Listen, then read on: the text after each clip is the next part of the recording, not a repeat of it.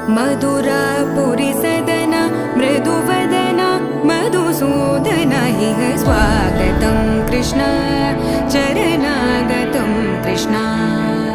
मधुरापुरी सदना मृदुवदना मधुसूदन इह स्वागतं कृष्ण शरणागतं कृष्ण।